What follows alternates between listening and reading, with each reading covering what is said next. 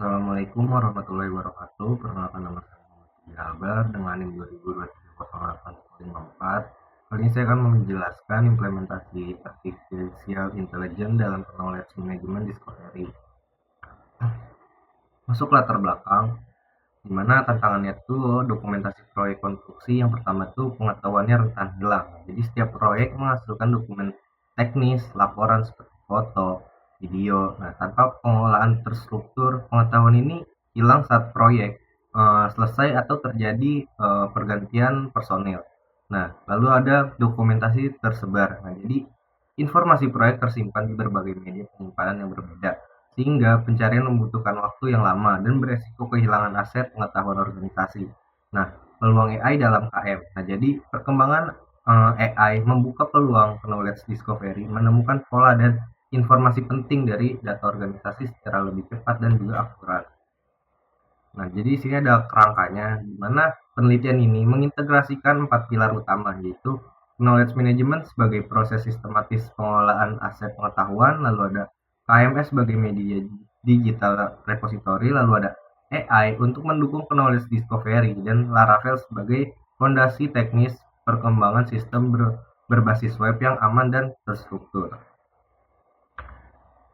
Di mana metode penelitiannya itu yang pertama ada identifikasi, yang pertama tuh jadi di sini mengobservasi dokumentasi proyek, lalu ada studi literatur, lalu ada pengembangan di mana di sini tuh knowledge sipil dengan Laravel dan juga MySQL untuk pembuatannya. Lalu juga ada implementasi, jadi di sini metadata, mengklasifikasi dan juga pencarian. Lalu selanjutnya tuh tahap pengujian di mana sini memakai black box AI, di mana di sini equivalent partitioning 12 fitur.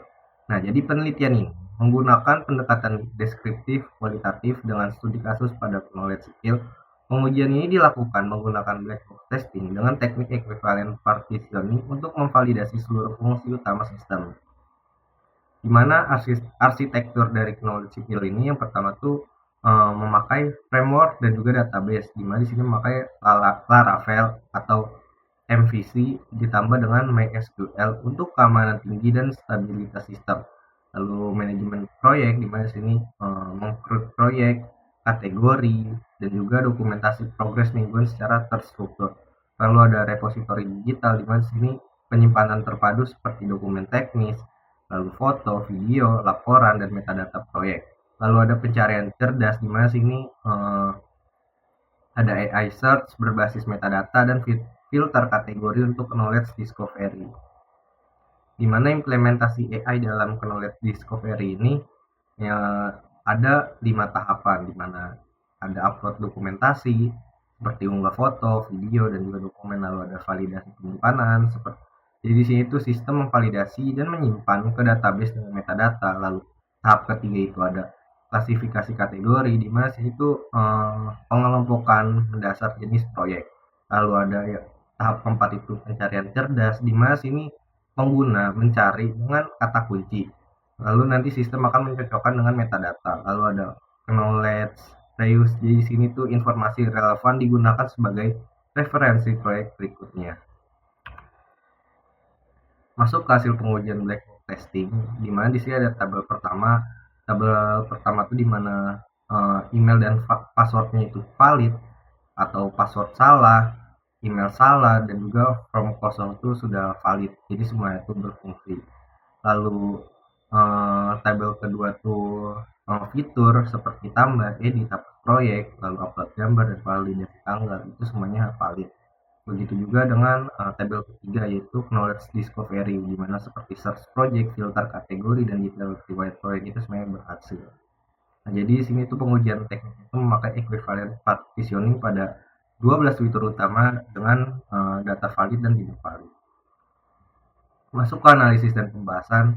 Jadi yang pertama tuh ada efektivitas dan juga dokumentasi. Nah, dimana di sini tuh knowledge berhasil mengintegrasikan seluruh informasi proyek ke dalam satu repository digital, dimana sini tuh meminimalkan resiko kehilangan pengetahuan organisasi. Lalu ada percepatan knowledge discovery, dimana sini pengguna metadata dan intelligence search mempercepat pencarian informasi secara signifikan dibandingkan arsip dokumen konvensional. Lalu yang ketiga ada dukungan dan pembelajaran organisasi, di mana di sini sistem mengubah tacit knowledge menjadi explicit knowledge yang dapat diakses kembali, mendukung continuous learning dan pengambilan keputusan berbasis data.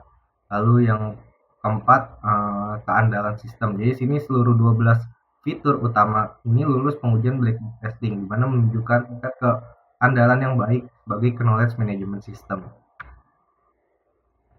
Masuk kesimpulan, nah, jadi knowledge sipil ini berhasil mengimplementasikan knowledge management berbasis web dengan integrasi konsep AI melalui intelligence search, klasifikasi metadata, dan repositori digital terstruktur. Nah, seluruh fungsi sistem ini terbukti berjalan sesuai dengan kebutuhan berdasarkan pengujian black box testing, di mana tahap selanjutnya itu adalah rekomendasi pengembangannya. Yang pertama itu adalah natural language processing atau NLP. Jadi sini pencarian dokumen berbasis bahasa alami untuk pengalaman pengguna yang lebih intuitif.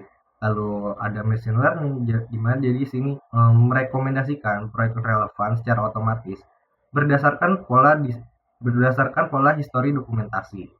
Lalu yang ketiga ada large language model atau LLM. Di sini asisten virtual cerdas untuk mendukung proses pencarian dan eksplorasi pengetahuan organisasi. Sekian dari saya. Wassalamualaikum warahmatullahi wabarakatuh.